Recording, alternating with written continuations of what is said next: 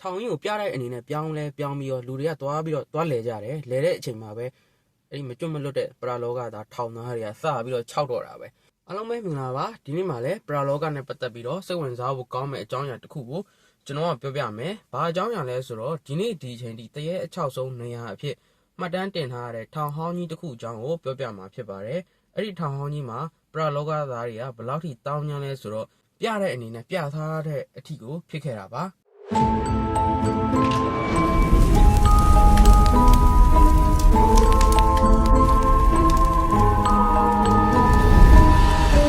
အကျဉ်းထောင်ရဲ့နာမည်ကိုဘယ်လိုခေါ်လဲဆိုတော့ Eastern State Penitentiary လို့ခေါ်တယ်လူအများကတော့ဒါပါတော့ကျွန်တော်တို့ထောင်ကြီးအနေနဲ့ပဲသတ်မှတ်ပြီးတော့သုံးနှုန်းကြတာပေါ့ဒီထဲမှာတော့1829ခုနှစ်မှာဒီအကျဉ်းထောင်ကိုစပြီးတော့ဖွင့်တယ်အဲ့ဒီအချိန်တော့အမေရိကန်နိုင်ငံရဲ့အပြစ်ပေးစနစ်တွေကိုပြောင်းလဲနေတဲ့အချိန်စပြီးတော့ပြောင်းလဲနေတဲ့အချိန်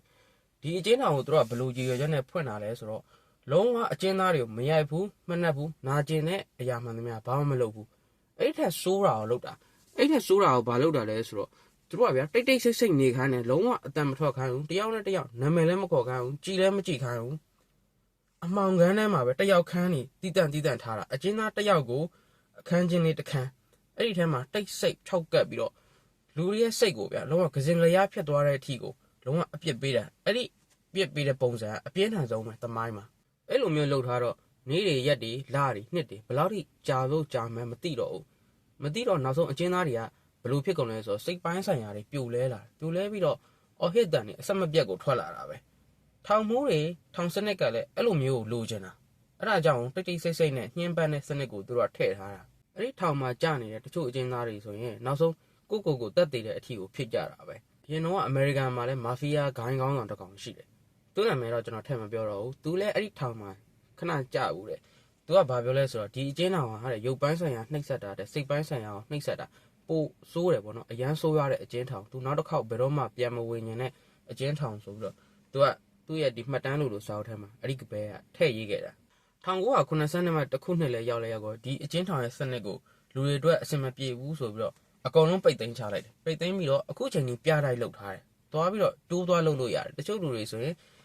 Halloween party တို့ဘာလို့ဆိုရင်သွားကြတယ်အဲ့ဒီအကျဉ်းထောင်ညဘက်တွေ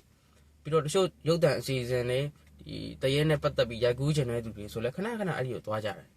ထောင်ကြီးကိုပြတဲ့အနေနဲ့ပြောင်း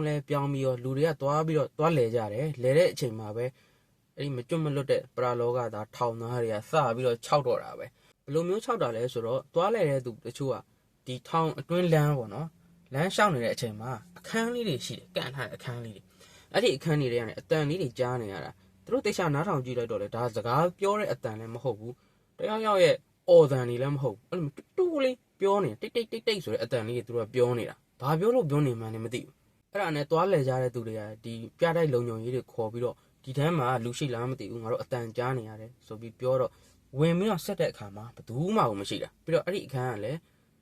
းပိတ်ထားတာကြားလာပြီပေါ့လေနော်ထောင်ခန်းနေဆိုတော့ကျွန်တော်တို့မြန်မာနိုင်ငံမှာကိုးစန္ဒာအဖွဲ့လိုမျိုးတရေတွေနဲ့ပတ်သက်ပြီးလိုက်စူးစမ်းလေ့လာရှိမရှိလိုက်စစ်တဲ့အဖွဲ့တွေလိုမျိုးဒီမှာလဲ paranormal investigation တင်းနေအများကြီးရှိတယ်ဒ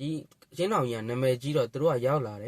ာပြီးတော့အတန်ဖန်းဆက်တွေတက်ကြတယ်အတန်ဖန်းဆက်တွေတက်တဲ့အချိန်မှာ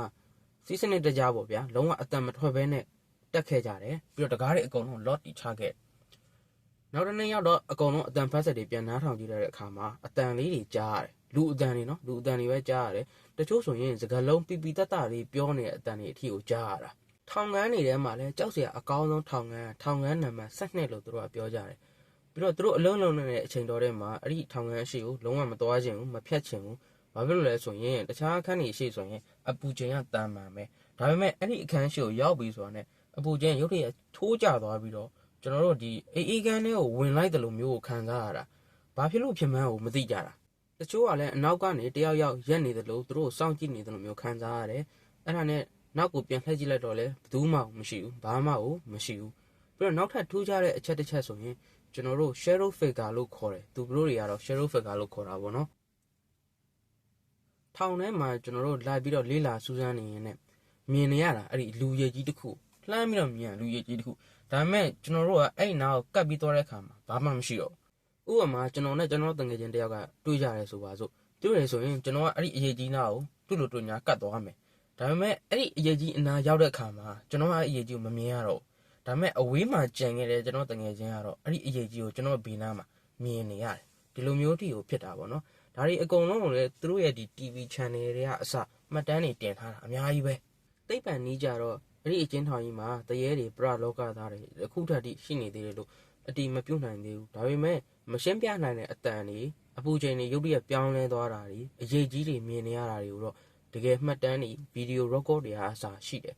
ပြီးတော့ဒီနေ့ထီချိန်လေးလည်းအဲ့ဒီထောင်ကြီးကိုလူတွေကသွားပြီးတော့လဲပတ်တာနော်ဘယ်သူမှလည်းမကြောက်ဘူးသူတို့ကအဲ့လိုမျိုးတရေအချောက်ခံရင်လို့တက်တက်ကိုသွားကြတာပတ်စံပေးပြီးတော့သွားကြတာဒါပေမဲ့တချို့ကတော့ဘာမှမတွေ့ရဘူးဘာမှလည်းမခံစားရဘူးတချို့ကတော့အဲ့နေရာမှာအရင်ကလူတွေရဲ့ဒီနာကျင်မှုတွေမပြောက်သေးတဲ့လိုမျိုးခံစားချက်တွေပေါ့နော်ဝင်မြန်မာလူလိုဆိုရင်တော့ဝင်တော့မပူးဘူးပေါ့ဗျာသူတို့ကတော့စိတ်ခံနေသူတွေဆိုတော့ဒီအချင်းတော်ကြီးတစ်ခုလုံးက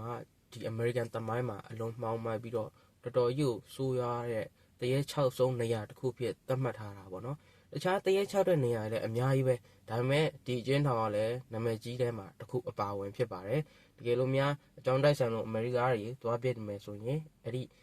ဖီလာဒဲလ်ဖီးယားမြို့က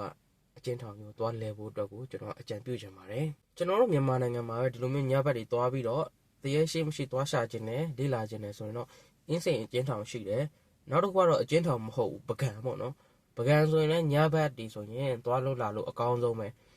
ဘာပဲဖြစ်ဖြစ်တရေမရှိဘူးဆိုရင်တော့ခြောက်ချားစရာတော့ကောင်းတယ်ဗျ